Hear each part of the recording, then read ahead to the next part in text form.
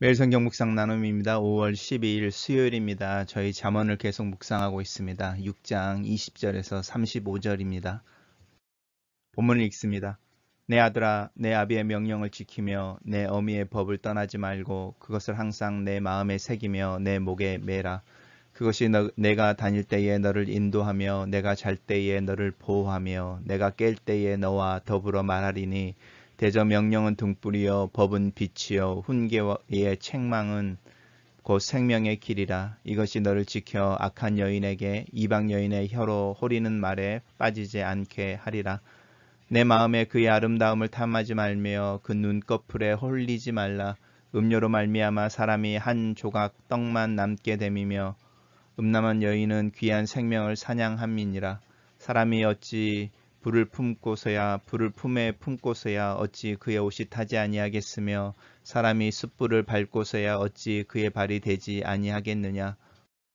남의 아내와 통간하는 자도 이와 같을 것이라. 그를 만지는 자마다 벌을 면하지 못하리라.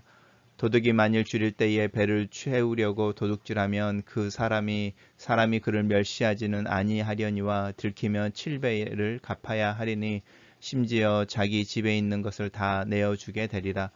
여인과 간음하는 자는 무지한 자라. 이것을 행하는 자는 자신의 영혼을 망하게 하며 상함과 유혹을 받고 부끄러움을 씻을 수 없게 되나니 남편이 투기로 분노하여 원수를 갚는 날에 용서하지 아니하고 어떤 보상도 받지 아니하며 많은 선물을 줄지라도 듣지 아니하리라. 오늘 본문은 세 개의 단락으로 나누어져 있습니다. 어제에 계속 연결되어져서 음행과 관련되어진 이야기를 하는 것 같습니다. 단락별로 살펴보겠습니다. 첫 번째 단락입니다. 다시 우리가 이제 읽는 것처럼 항상 부드러운 이렇게 내 아들아 또 내 아들들아 이런 이야기로 이렇게 호칭으로 부르면서 이렇게 시작되어지고 있습니다. 오늘 본문에도 아비의 명령, 네 어미의 법이라고 말하는 부분입니다. 그래서 부모의 어떤 인생에서 얻어지는 체험에서 얻어지는 지혜와 또 그들이 가지고 있는 신앙에서 나오는 원리에 대한 가르침 이야기하고 있습니다. 그러면 잠언은 참 그 부모들의 자녀 교육에 대해서도 도전하고 있는 부분이 많이 있습니다. 그래서 그렇게 네 어미의 법이라고 하는 것과 내 아비의 명령이라고 하는 부분인데요. 이 부분이 나중에 이제 훈계의 책망이라는 말로 요약되어집니다. 어쨌든 이제 그것을 내 항상 네 마음에 새기고 목에 매라라는 것은요 기억하라라는 것이죠.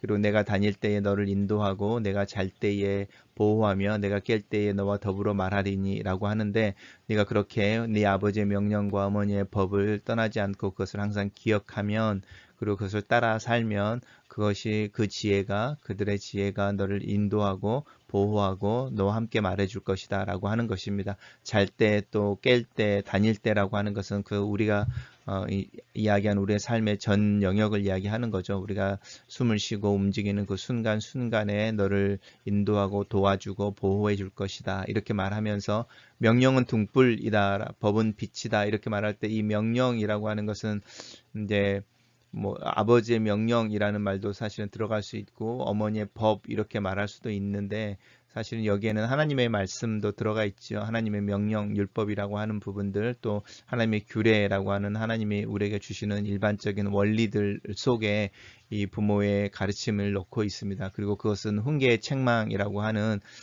이제 부모가 자녀를 훈육하는 어떤 가르침 속에 있고 그것이 바로 생명의 길이다 이렇게 이야기합니다. 그리고 이렇게 부모의 어떤 가르침을 따라서 또 하나님의 말씀 가운데 지혜로운 삶을 살려고 할 때 그것이 너를 악한 여인에게서 이방 여인의 혀로 호리는 말에 빠지지 않게 한다 이렇게 나오는데 어쩌면 이것은 솔로몬의 경우를 생각해 보면 왜 이 악한 여인 또 이방 여인이라는 말이 자주 나오는지 알 수도 있을 것 같습니다. 그 3천 명이 넘는 부인들, 특별히 정치와 외교적인 관계 속에서 그리고 이방 여인들이었고 그들이 왔을 때에 다 이방 신들, 그들이 섬겼던 신들을 가지고 와서 유대 안에서 또 이스라엘 안에서 그 신들을 숭배하고 이랬을 때 이스라엘 전체가 흔들렸던 그 어떤 타락의 모습들을 본다면 특별히 왜 이 음욕이라고 하는 부분과 연관시키는지도 한번 대강은 이해할 수 있을 것 같습니다. 단락을 요약해 보겠습니다. 내 아들아 내 아비의 명령과 어머니의 법을 지키고 순종하면 그들의 지혜가 너를 보호하고 생명의 길로 인도하고 악하고 음란한 여인의 유혹에 빠지지 않게 할 것이다. 이렇게 요약해 봤습니다.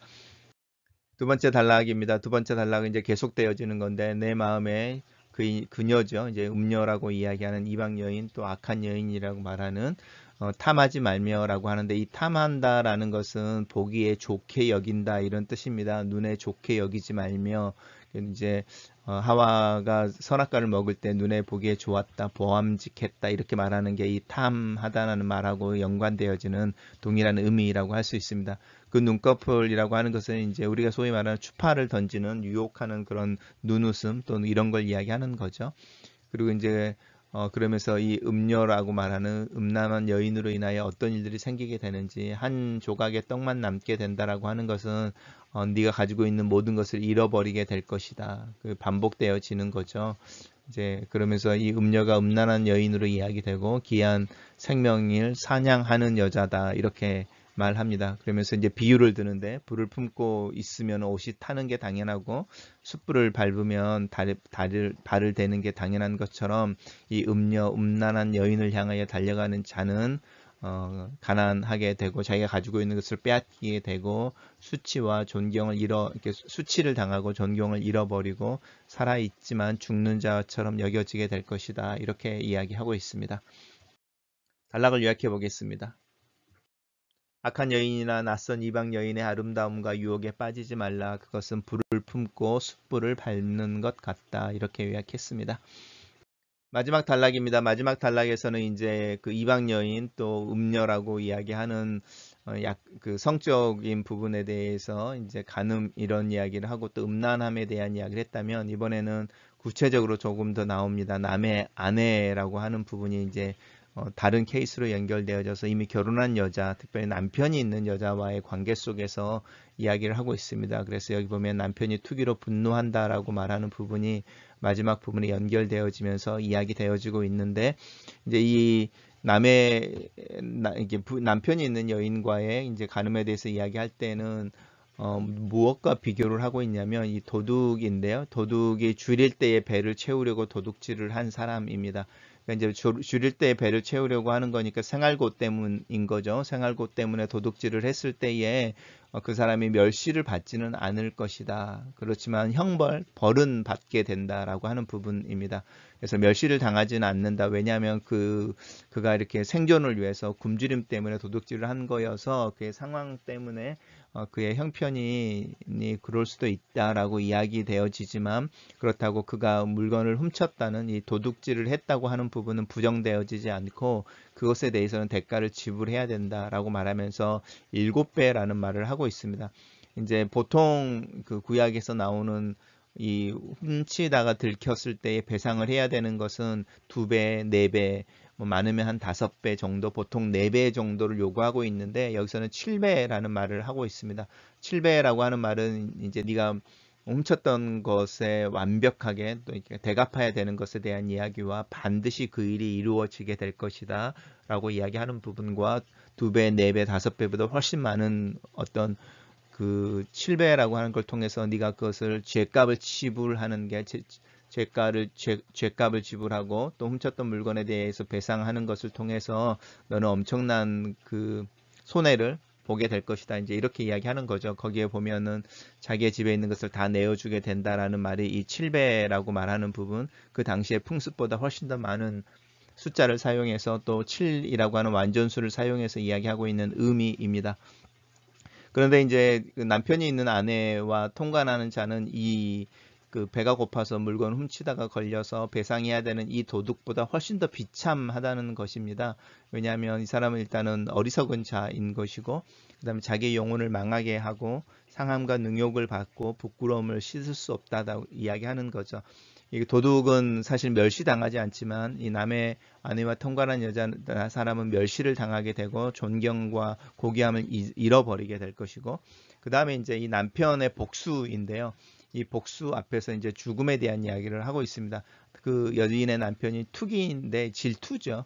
질투로 분노하여 이렇게 사랑의 가장 격렬한 어떤 표현이 파괴적이면서도 부정적인 표현이 질투인데, 질투 때문에 분노하여 이 원수를 갚는 날이라고 합니다. 성경에서 하나님 말씀한 심판의 날처럼 그 날이 오면은 절대로 용서하지 않고 보상도 안 받는다는 거죠. 그러니까 죽음밖에는 없는 거죠. 이 많은 선물을 준다는 것은 뇌물을 주는 거죠. 뇌물을 주면서 마음을 풀어보려고 하지만 그 남편이 절대로 그렇지 않고 원수를 기어이 갚아서 너의 생명을 취하게 될 것이다. 이제 이 이야기를 하고 있습니다. 단락을 요약해 보겠습니다.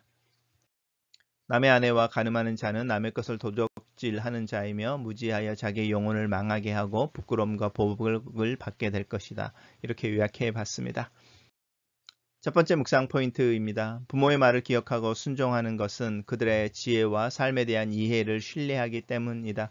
나는 내 아이들에게 어떤 말을 하며 내 부모님은 나에게 어떤 이야기를 주로 하셨는지 생각해 본다. 아이들에 대하여 하는 이야기가 미래의 직업이나 그들의 삶의 수준이나 환경의 질에 대한 이야기보다 인생에 대해서, 가치에 대해서, 또 삶을 살아가는 데 있어서 중요한 판단과 결정의 기준이 되는 원리에 대해서 나는 얼마나 그들과 함께 이야기하고 있는지, 신앙을 통해서 아이들과 또 내 삶 속에 성경적인 원리와 하나님이 원하시는 삶의 방식에 대해서 함께 고민하고 나눌 수 있는 기회를 찾고 기도한다. 두 번째 묵상 포인트입니다. 솔로몬의 경우처럼 정치적 외교적 결혼과 이방 여인들이 가지고 온 그들의 신에 대한 예배가 두고두고 이스라엘의 아픈 부분이 된다. 단순히 성적인 문제가 아니라 몸에 죄를 짓는 것이며 몸으로 죄를 짓는 부분이다. 단순히 혼전 순결이나 이성애적인 사랑에 대한 이야기가 아니다. 나를 불속으로 몰아가는 욕구와 유혹에 대해 내 자신을 통제하고 절제하며 관리할 수 있느냐의 문제이다. 지혜는 단순히 유혹에 대한 이야기가 아니라 자기 욕구에 대한 이해와 관리의 능력에 대한 이야기를 하고 있다. 또한 자신의 행동에 대해 책임을 질 줄 아는 성숙의 문제에 대해 이야기하고 있다. 나는 내 삶에 책임을 지는 성숙한 사람인지, 내 안에서 일어나는 다양한 감정과 요구에 대해서, 또 욕구에 대해서 진실하고 성실하게 그리고 지혜롭게 그것들을 관리할 줄 아는지. 마지막 묵상 포인트입니다. 가부장적인 고대 사회에서 아내와 하인과 소유물에 대한 경계, 다른 사람들, 이웃의 것을 탐하거나 욕심을 내지 않는 것에 대한 단호한 가르침이 있다. 지금도 이 원리가 엄격하게 적용이 된다. 나는 내 것이 아닌 것이 더 좋아 보이고 더 나아 보이는 유혹에 쉽게 빠지지는 않는지 내 모습을 돌아본다. 자족하는 것이 모든 경건과 지혜의 삶을 사는 것과 깊은 연관이 있다. 내가 할 수 있는 일과 하지 못하는 일에 대해 겸손하고 정직한 인정이 필요한 것처럼 내게 위임된 특권과 바운더리 안에서 또 그 바운더리에 대해서 분명하게 인식하고 그 안에서 책임 있는 행동을 하는 것이 필요하다. 글로 쓰는 기도입니다. 내 인생을 살아가는 원리를 하나님의 말씀에서 찾습니다. 내게 하나님께서 위임해 주시고 기회와 특권으로 주신 내 삶과 내 삶에서 함께 살아가는 가족들과 이웃들의 관계 속에서 정직하고 성실하며 책임을 질 줄 아는 성숙한 모습으로 살아가기를 원합니다. 하나님 앞에서 사랑과 수용의 태도를 보이시면서도 하나님의 원리와 원칙 앞에서 단호하셨던 그리스도를 기억합니다. 나로 본질을 볼 수 있는 안목을 주시옵소서. 나에게 지혜를 주셔서 성실하고 성숙한 사람으로 하루하루를 살게 도와주시옵소서. 내 자녀들과 함께 나눌 수 있는 삶의 지혜가 깊어지게 하시고 주님의 꿈을 함께 꿀 수 있는 가족이 될 수 있도록 내 눈앞의 현실과 이 세상의 가치를 극복할 수 있도록 나에게 지혜와 믿음을 더 부어 주시옵소서. 예수님 이름으로 기도합니다. 아멘.